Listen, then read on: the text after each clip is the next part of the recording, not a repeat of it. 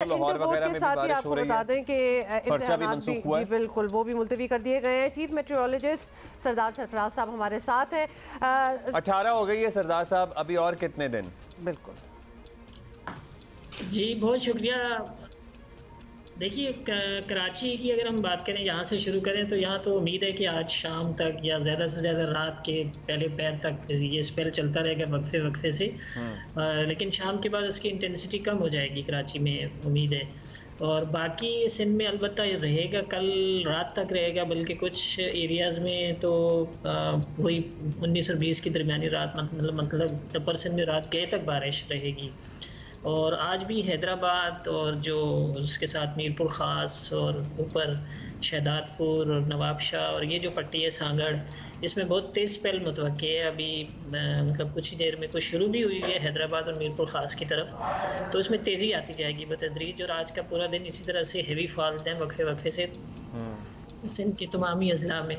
और इसी तरह से बलूचिस्तान का जो नॉर्थ ईस्टर्न पार्ट्स है उसमें भी नीचे जो उनके सदर्न डिस्ट्रिक्ट्स हैं, खुशदार, लसबेला, कीरथर का पूरा पहाड़ी सिलसिला, इस सारे एरिया में बहुत तेज़ बारिश है। इसी तरह जनूबी पंजाब में भी खासा तेज़ स्पेल है। अच्छा, 19 और 20 की आप रात की बात कर रहे हैं, मतलब 20 के बाद क्या एक्सपेक्टेशन है कि कोई पॉज, कोई ब्रेक इन बारिशों में आएगा? देखिए, इतना इस स्पेल की जो बहुत शिद्दत है ना वो नहीं रहेगी, लेकिन फिर भी 20 को भी अपर सिंध में खासकर सखर लाड़काना की तरफ कुछ ना कुछ स्कैटर्ड सी बारिश फिर भी मुतवक्की है। इसलिए कि बलूचिस्तान पर जो सिंध से जस्ट ऊपर नॉर्थ ईस्ट बलूचिस्तान के इलाके हैं, सिब्बी और दूसरे जो मलिका इलाके हैं, उस्ता मोहम्मद और दूसरा बारखान वगैरह, और साथ में जनूबी पंजाब का जो डेरा गाजी खान और फतेहपुर और नीचे रेमयार खान, उस एरिया में 21-22 तक रहेगा, ये सिलसिला चलता रहेगा। तो उसी की एक्सटेंशन सिंध पर, अपर सिंध पर खासकर लाड़काना, कोई नया सिलसिला बनता हुआ तो नहीं देख रहे आने वाले दिनों में आप? जी, एक नए सिलसिले का भी इम्कान है। 23 और 24 को 2 दिन फिर इम्कान है, वो भी इसी तरह कहीं मॉडरेट और कहीं कहीं हैवी फॉल्स मुतवक्के हैं। लेकिन देखिए, वो अभी तक मतलब आज एक नया लो प्रेशर एरिया उधर बे ऑफ बंगाल में डेवलप होगा, जो कि दोबारा से डिप्रेशन बन सकता है।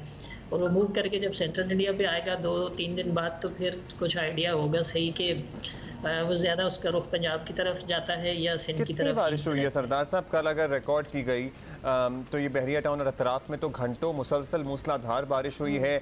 बाकी towards the south of the city इतनी ज़्यादा नहीं हुई है। तो आपने कुछ फिगर्स हैं आपके पास, कितनी कराची के मुख्तलिफ अजला और अतराफ में बारिश हुई है? जी, कराची में सबसे ज़्यादा जो इत्तेफाक से बहरिया का रिकॉर्ड नहीं है हमारे पास, लेकिन गुलशन हदीद में 100 मिलीमीटर से ऊपर, मेरे ख्याल में 102 या 103 की फिगर है गुलशन हदीद में। और इसी तरह से शहर के बेशतर एरियाज़ में 50 से ऊपर ही है। कायदाबाद में 50 के करीब है, 49 या 50 है गुलशन हदीद का, मैंने आपको बताया। और बाकी जगहों पर भी 40-45 इससे ऊपर ही है। गुज़श्ता 24 घंटे की रीडिंग्स हैं कराची के लिए। इसी तरह उमरकोट। जी, साथ ये भी बताइए कि रोज़ ही ऑलमोस्ट हमारी आपसे बात होती है, जो फोरकास्ट होता है आप लोगों का वो एन उसके मुताबिक ही होता है? मतलब अगर एक इंटेंसिटी बारिश के स्पेल की आप एक्सपेक्ट कर रहे हैं तो उतनी ही होती है, या कभी उससे बहुत ज़्यादा भी हो जाती है?